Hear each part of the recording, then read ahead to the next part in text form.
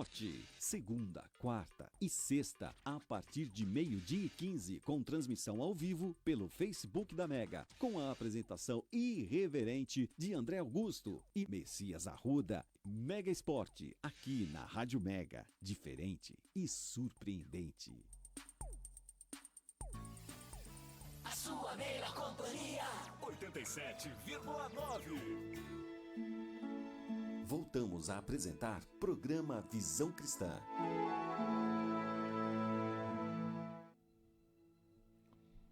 Olá, bom dia. Bom dia e a paz do Senhor Jesus. Hoje nós estamos encerrando a programação deste ano aqui na Rádio Mega FM 879 com o programa Visão Cristã. Eu sou o pastor Daniel Rosisca e vou trazer agora ao seu coração a mensagem do Evangelho de nosso Senhor Jesus Cristo, o nosso Senhor e nosso Salvador. Nessa semana estamos vivendo o prelúdio da vinda, do nascimento do Cristo, do Senhor. Todos nós sabemos que esta data não é uma data afirmativa, que com certeza Jesus tenha nascido nela, mas é a data promovida para o nascimento do Cristo a nível internacional. E nós, como cristãos, respeitamos esta data também, como se fosse a data do nascimento do Cristo, do nosso Senhor e do nosso Salvador.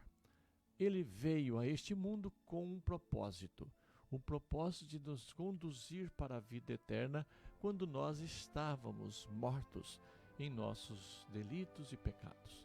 Jesus viveu sobre esta terra, pregou o Evangelho, deu exemplo de vida e abriu caminho através da sua ressurreição para que nós adentrássemos a vida eterna com Deus através dele. Ele mesmo disse: eu sou o caminho, eu sou a verdade, eu sou a vida. Ninguém vem ao Pai senão por mim.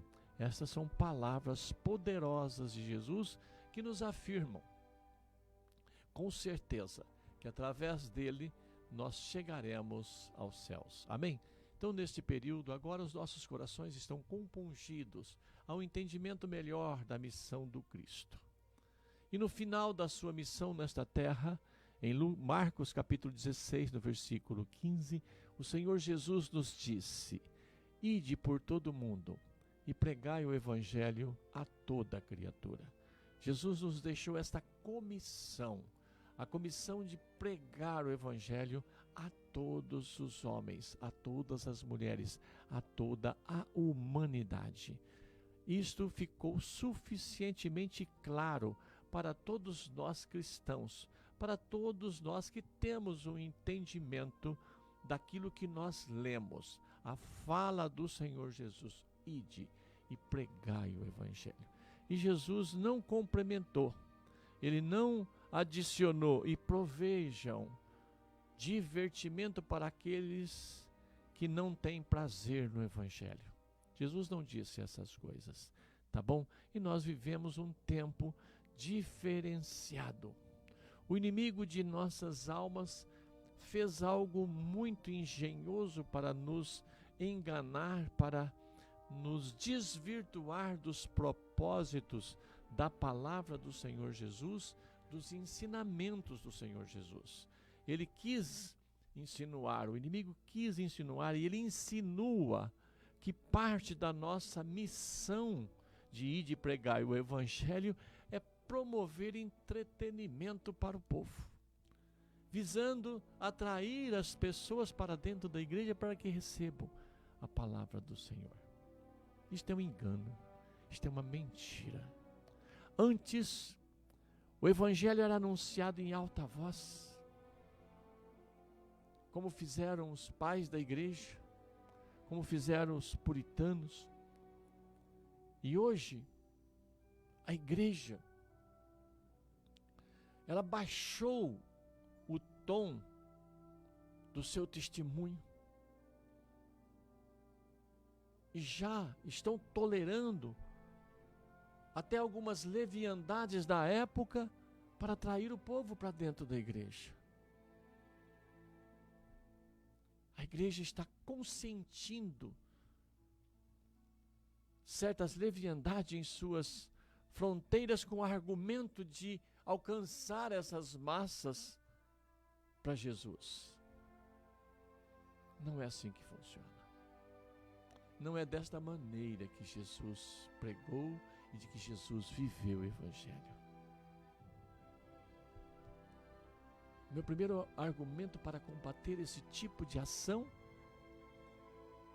de promover entretenimento para o povo, é que nas Escrituras, em nenhum lugar das Escrituras, é mencionado isto como uma função da igreja, como se fosse uma obrigação, fosse parte da missão de pregar o Evangelho. Porque se fosse, amados, Jesus teria mencionado, Jesus teria falado, Jesus teria dito: olha, ide pregar o Evangelho a toda a criatura e promovam divertimentos para atrair as pessoas para ouvir essa mensagem. Essas palavras não são encontradas na Bíblia e nem foram ditas pelo Senhor Jesus. É apenas uma insinuação aqui, neste momento agora. No texto que nós lemos, nós encontramos também Efésios capítulo 4, no versículo 11, que diz que Jesus, Ele mesmo concedeu uns para apóstolos, outros para profetas, outros para evangelistas e outros para pastores e mestres, com vistas ao aperfeiçoamento dos santos, para o desempenho do serviço e para a edificação do corpo de Cristo, que é a igreja. Amém, amados?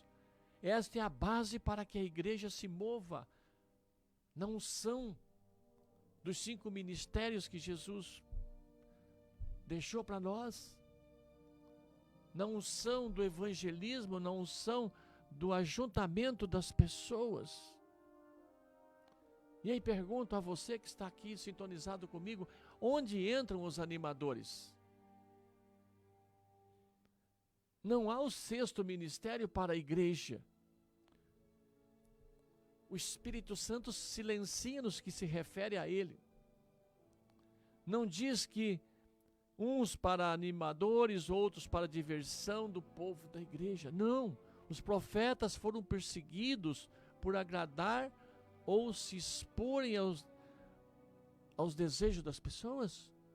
Foram por isso? Não, eles foram perseguidos porque eles desagradaram, eles expuseram os desejos. Em segundo lugar, prover distração na igreja está indo totalmente contra os ensinos da vida de Cristo, do ministério de Cristo e dos seus apóstolos. Qual é a posição da igreja para com o mundo? Como a igreja deve se posicionar nesses momentos? Mateus capítulo 5, no versículo 13, o Senhor Jesus diz: vós sois o sal da terra. Jesus não disse: vós sois o açúcar, o doce da terra, que todo mundo gosta e que todo mundo deseja. Vós sois o sal da terra. O sal que o mundo irá cuspir, rejeitar e não engolir. Cristo poderia ter sido mais popular se tivesse introduzido mais brilho e elementos agradáveis na sua missão, quando as pessoas o deixaram por causa da natureza inquiridora do seu ensino.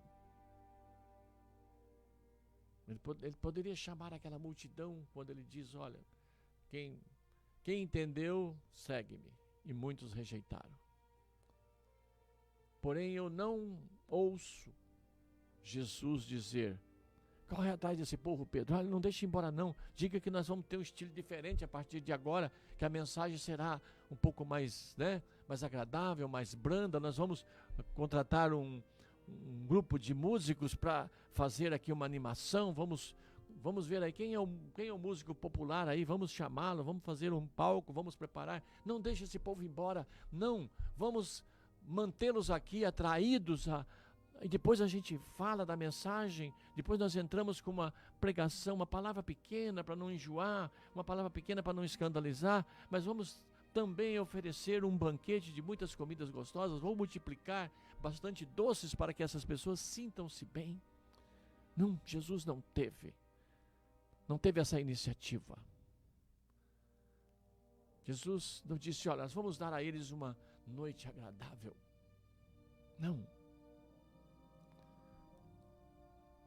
Jesus se compadeceu dos pecadores, lamentou e chorou por eles, mas nunca, em nenhuma circunstância, Jesus teve a pretensão de entretê-los, de os fazerem rirem, de os fazerem felizes. Não. Em vão os evangelhos e as epístolas serão examinados com objetivos de achar nelas qualquer traço de um evangelho irônico ou humorístico de entretenimento. Não vamos encontrar. Há um compromisso. A mensagem que eles contêm é: aparta-te do mal, afasta-te, abandone o pecado, arrependa-se. Tudo me é lícito, mas nem tudo me convém.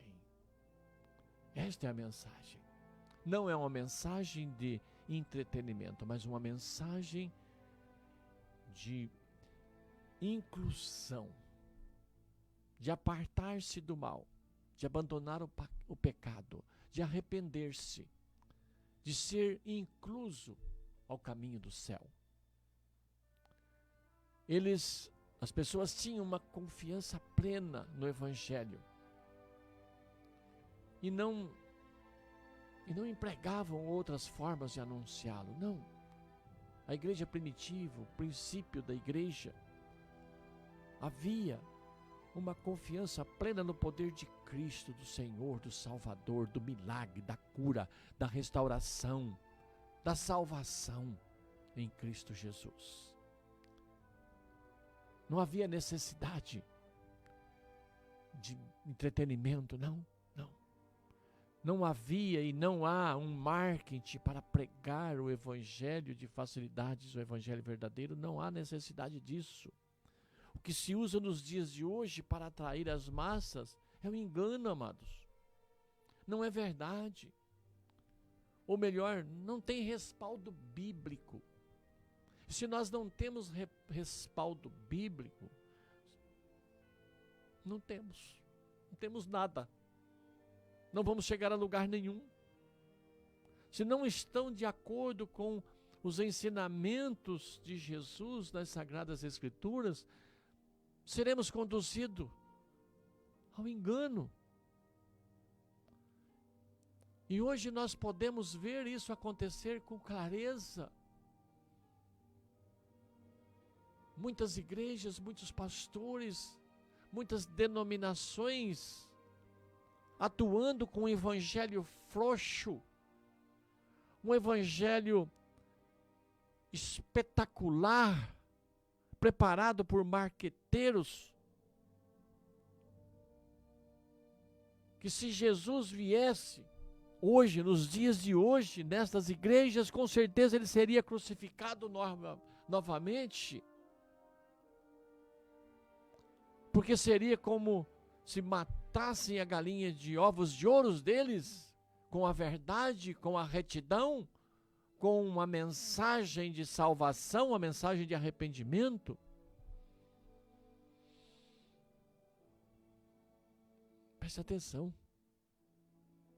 Depois que Pedro e João foram presos por pregar o evangelho, a igreja se reuniu em oração em favor deles.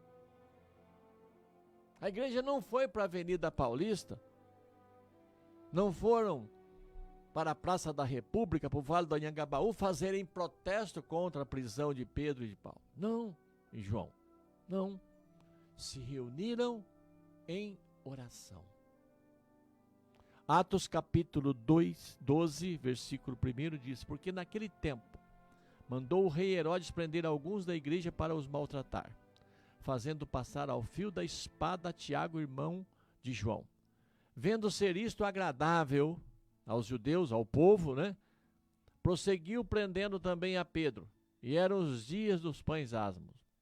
Tendo feito prender, lançou-o no cárcere, entregando-o a 4 escoltas de 4 soldados cada uma, para que o guardasse, tencionando apresentá-lo ao povo depois da Páscoa. Pedro, pois, estava guardado no cárcere. Mas havia oração incessante a Deus por parte da igreja a favor dele. Amados, Pedro não apareceu na televisão. A igreja não fez passeatas, não.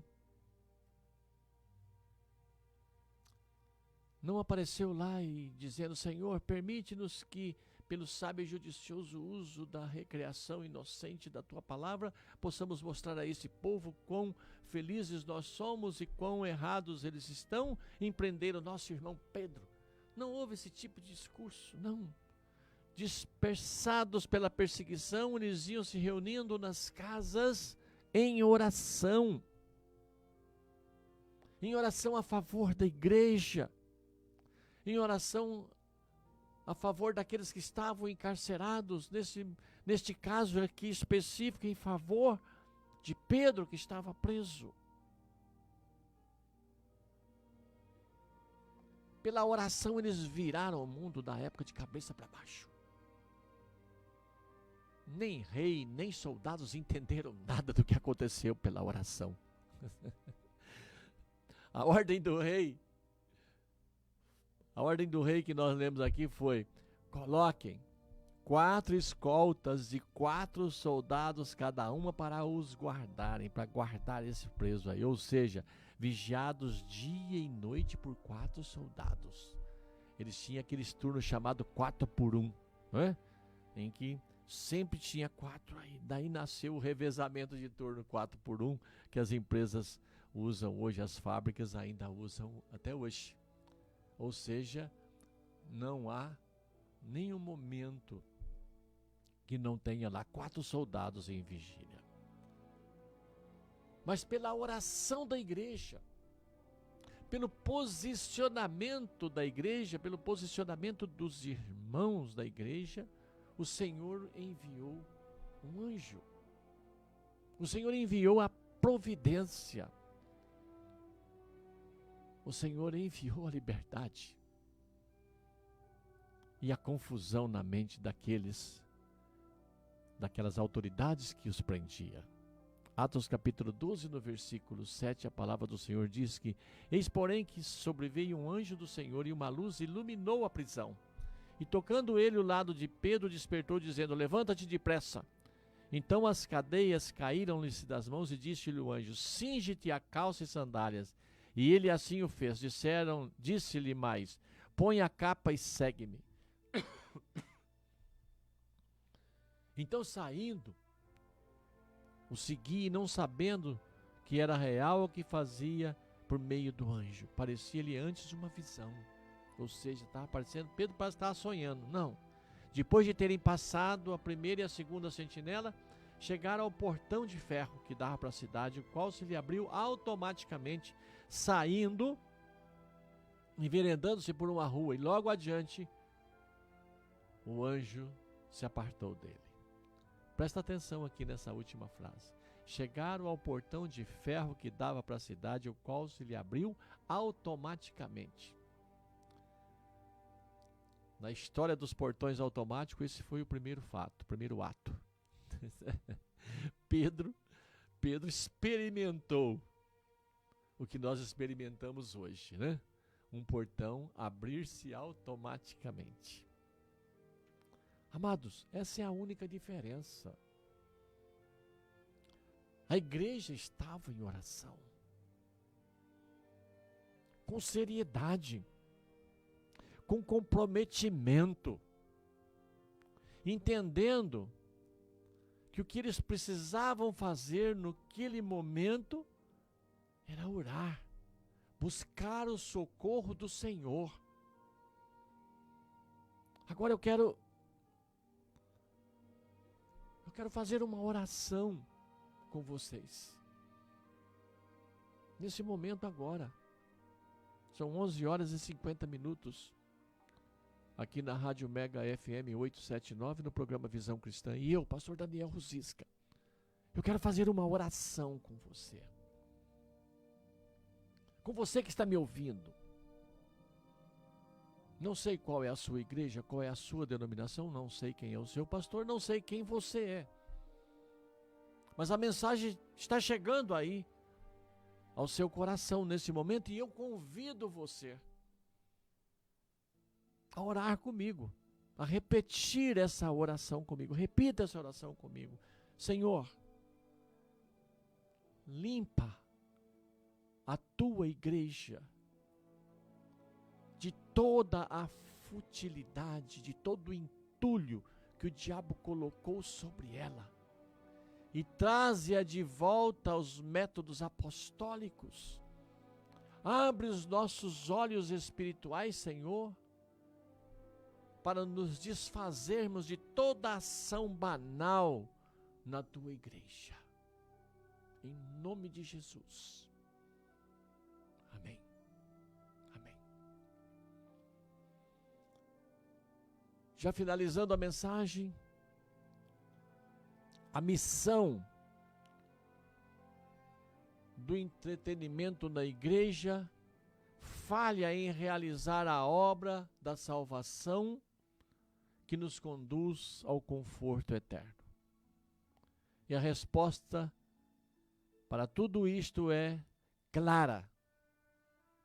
A missão de promover entretenimento não produz convertidos verdadeiros e comprometidos com o evangelho da salvação. O que nós precisamos hoje é crer no conhecimento da palavra do Senhor Jesus, aliado a uma espiritualidade sincera e jorrando sobre as pessoas o amor, a graça e a salvação do Senhor Jesus como fruto. Necessitamos de doutrina bíblica. Doutrina bíblica. De tal forma entendida e experimentada que nos põe em chamas, que venha a arder o nosso coração, o nosso corpo, a nossa alma, venha nos incomodar com o aquecimento. Necessitamos de uma doutrina bíblica que nos confrontem com as nossas atitudes egoístas, insanas, com a nossa leviandade de participarmos de um culto de adoração ao Senhor somente até o tempo do louvor, o tempo da música, o tempo do entretenimento, e depois, durante a ministração da palavra, onde seremos confrontados com as nossas deficiências, com os nossos pecados. Muitos de nós levantamos e vamos embora, achando que já prestamos o melhor do culto. Nós precisamos viver um evangelho que nos confronte com a nossa vida fácil, com o nosso pecado, a ponto de entendermos que nós necessitamos sim da palavra da salvação e não do show gospel, e não do entretenimento da igreja. Queridos, nós precisamos nos atentar para um evangelho de comprometimento com a palavra do Senhor, não de comprometimento com o mundo, com aquilo que o inimigo quer introduzir dentro da igreja, com as facilidades, né? Com as facilidades dentro da igreja, com a recreação de dentro da igreja, com as pinturas, com as luzes e com os entretenimentos que me deixam lá por 1h30, 2 ou 3 horas entretido, focado naquilo que não é salvação. Eu espero, amados, com esta palavra, não ter frustrados os seus objetivos evangélicos.